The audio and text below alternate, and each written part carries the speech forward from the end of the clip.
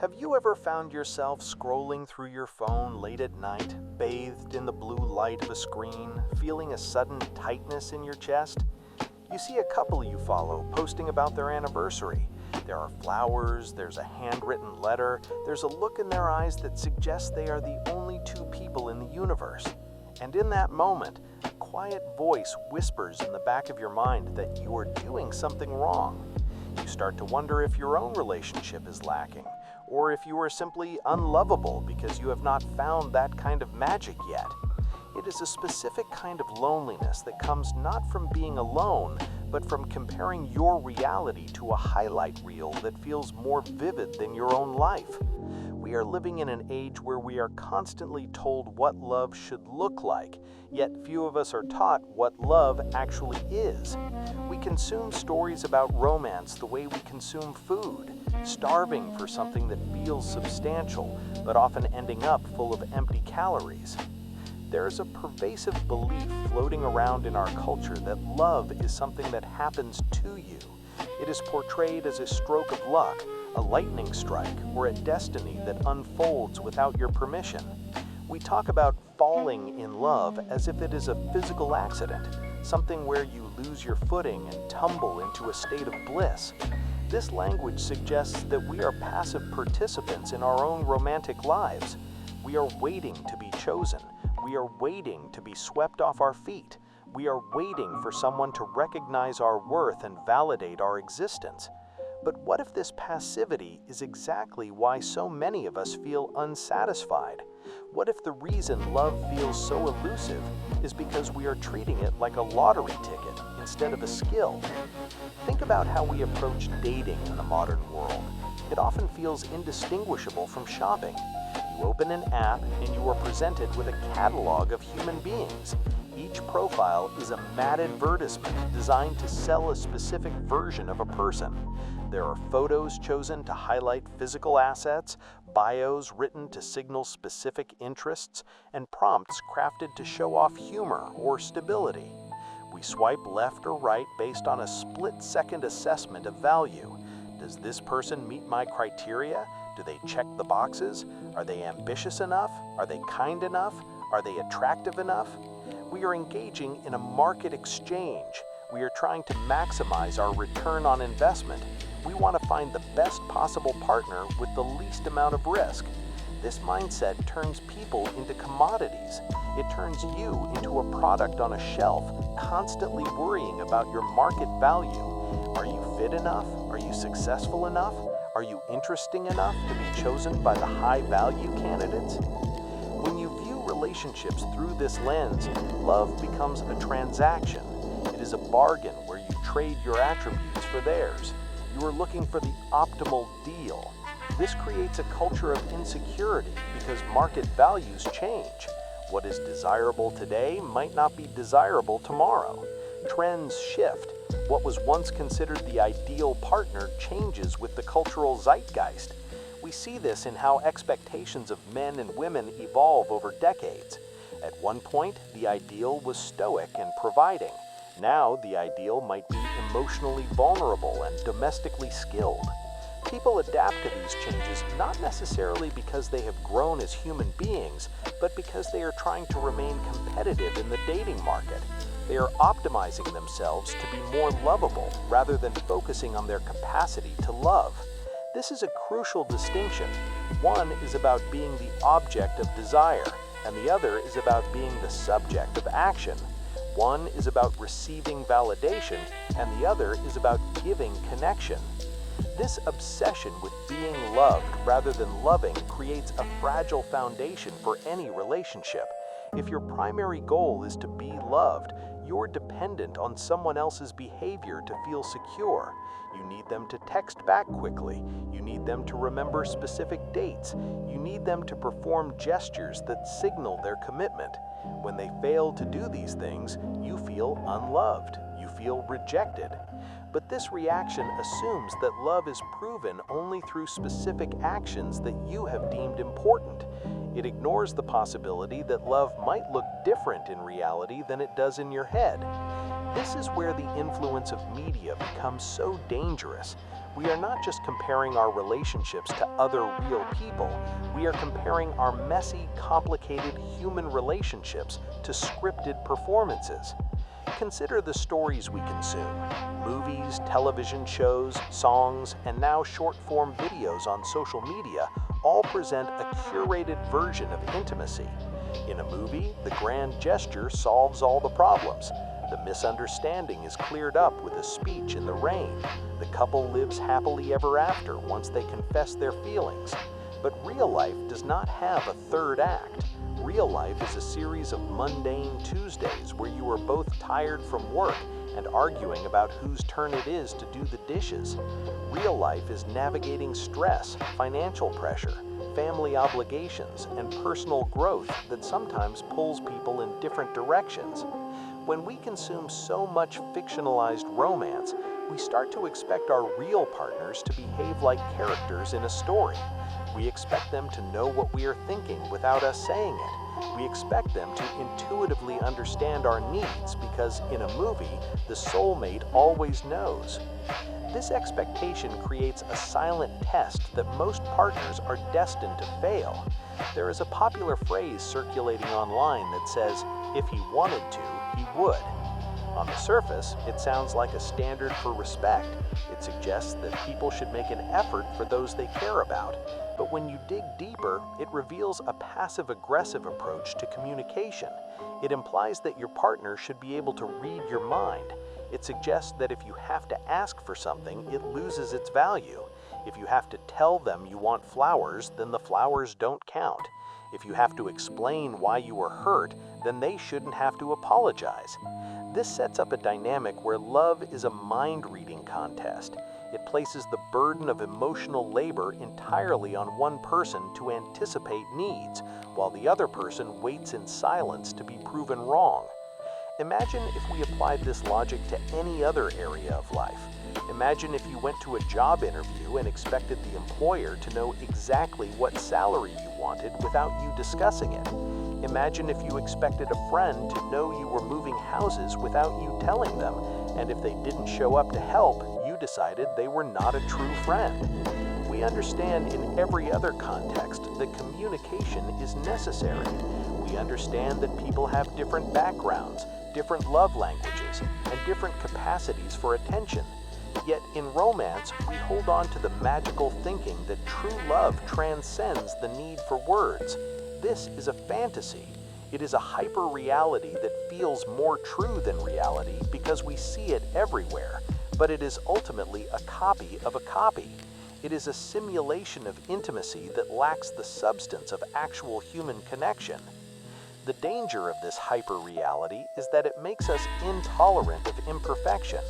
When we see a video of a partner surprising their significant other with a dream vacation, we feel a pang of dissatisfaction with our own lives. We start to view our partner's limitations as flaws rather than human traits. We start to look for reasons to exit the relationship because it does not match the script we have been given. This is where the overuse of terms like red flags becomes problematic. Originally, a red flag was a warning sign of danger. It was a signal that something was fundamentally unsafe or abusive. It was about protection. But now the term has been diluted to cover any behavior that doesn't align with someone's personal preferences. Forgetting an anniversary might be a sign of poor memory or stress, but online it is labeled a red flag. Not knowing how to comfort you in a specific way is labeled a red flag. Having a different opinion on how to spend money is labeled a red flag. When everything becomes a red flag, nothing is safe. We become hyper-vigilant. We scan our partners for errors like we are auditing a financial report.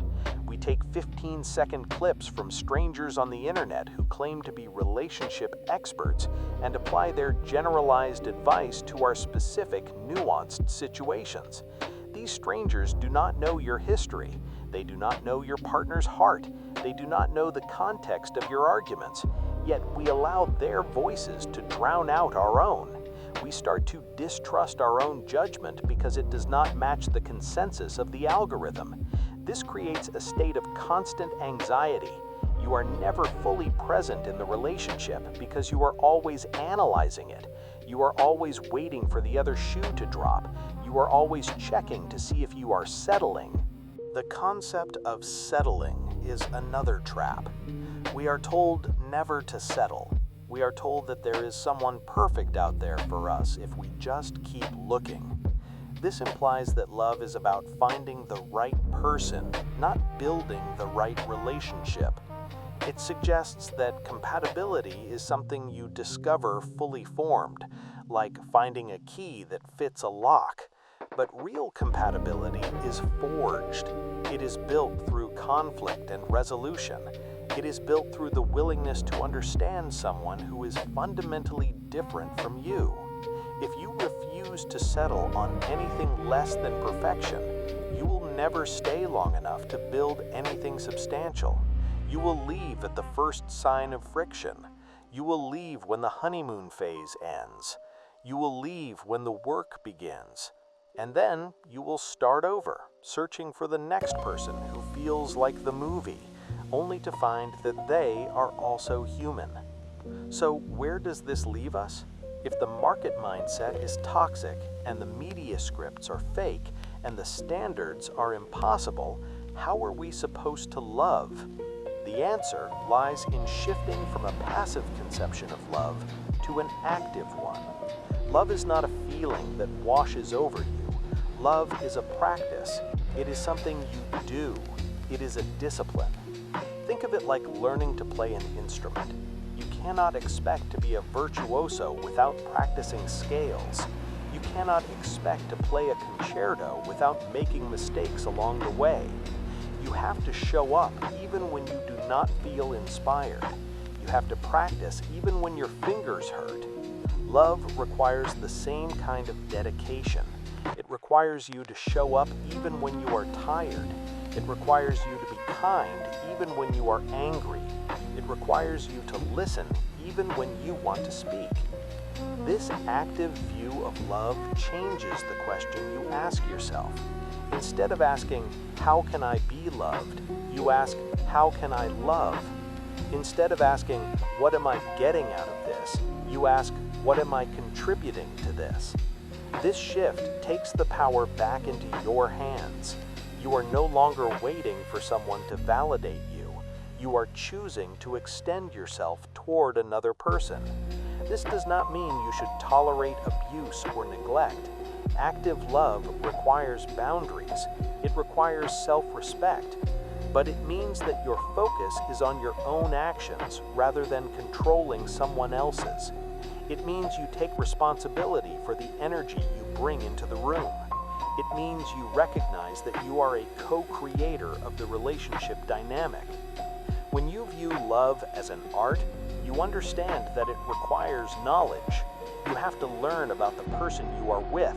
You have to study their fears, their dreams, their triggers, and their joys. You cannot assume you know them based on the first few months of dating. People change. You change. The relationship changes.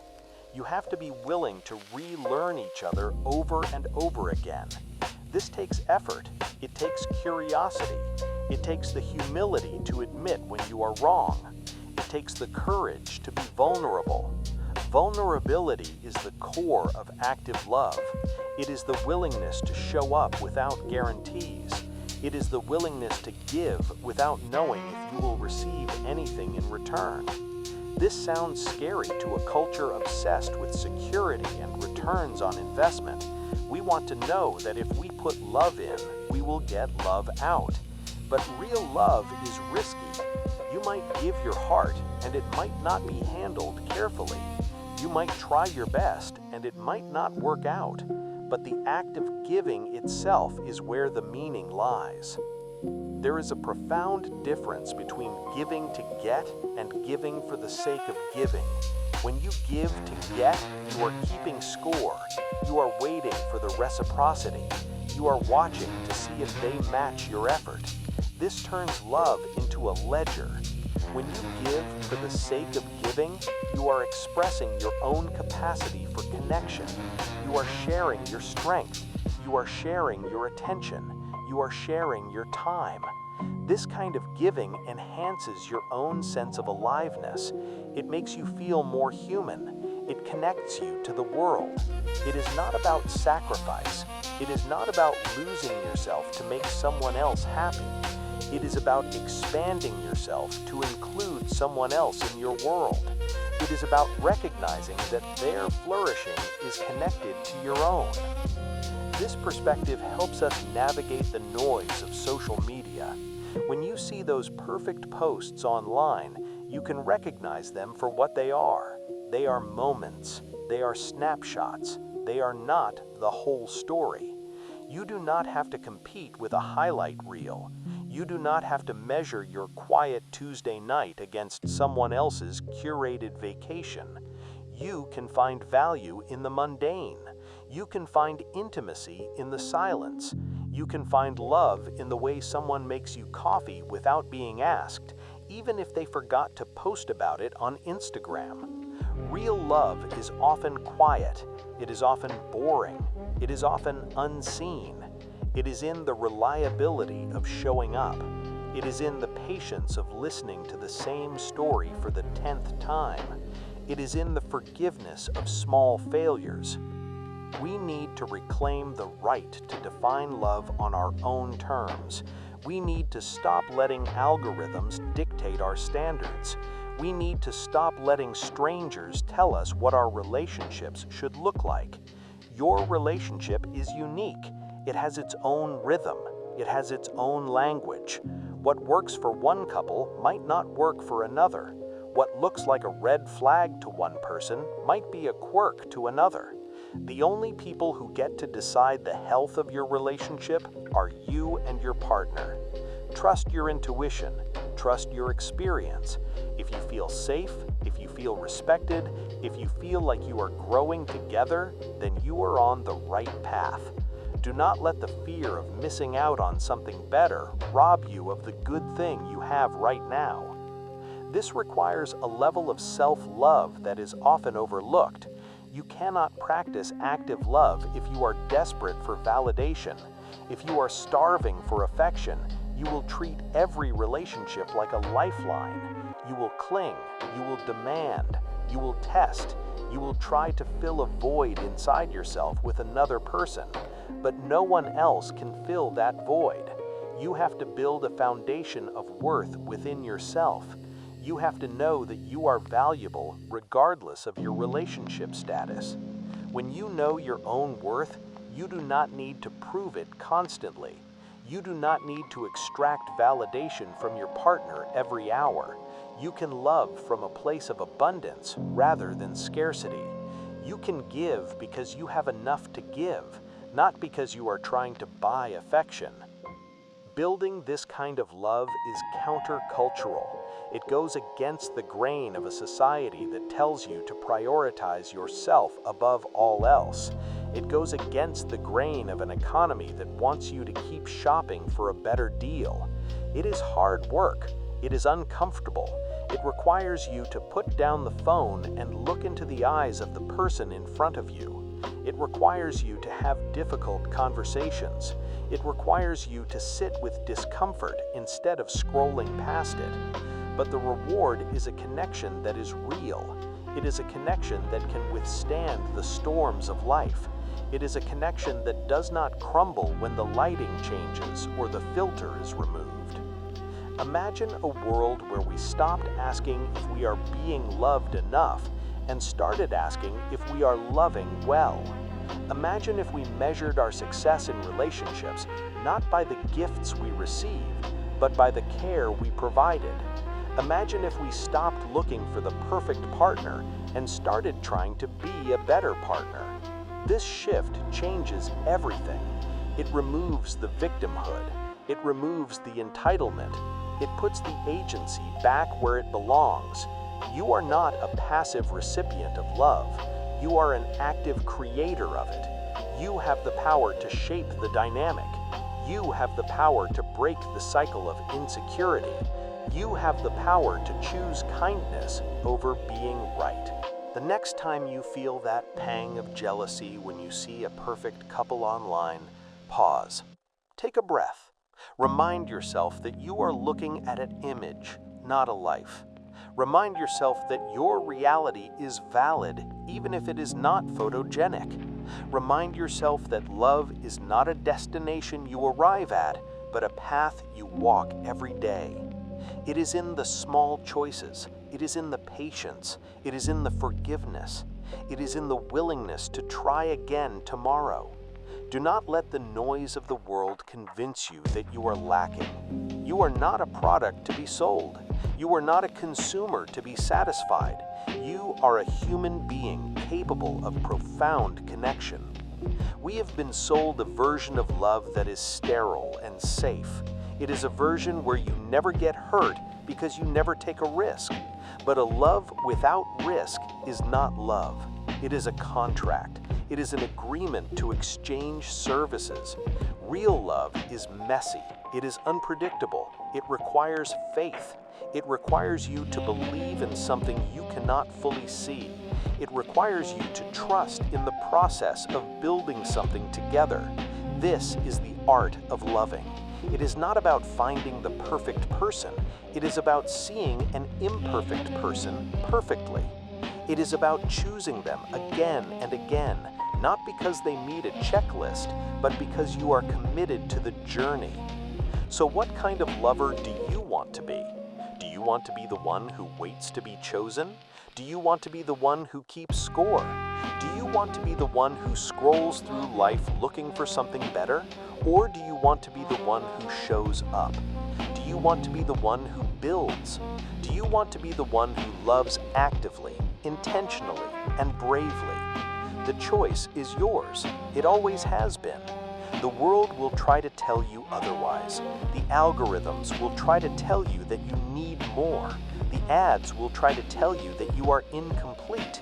But you know the truth. You know that love is not something you find. It is something you make. And it starts with you. It starts with the decision to stop waiting and start doing. It starts with the courage to be real in a world that is obsessed with the fake. Think about the last time you felt truly connected to someone. Was it during a grand gesture? Was it during a perfect date? Or was it in a moment of quiet understanding? Was it when you felt seen? Was it when you felt safe to be yourself? Hold on to that feeling. That is the real thing. That is the anchor. Everything else is just noise. Protect that feeling. Nurture it. Water it like a plant. Do not let the winds of trends blow it away. You have the capacity to create a love that is deeper than anything you see on a screen. It just requires you to put down the script and write your own. It requires you to trust yourself. It requires you to believe that you are enough, exactly as you are, to love and be loved in return.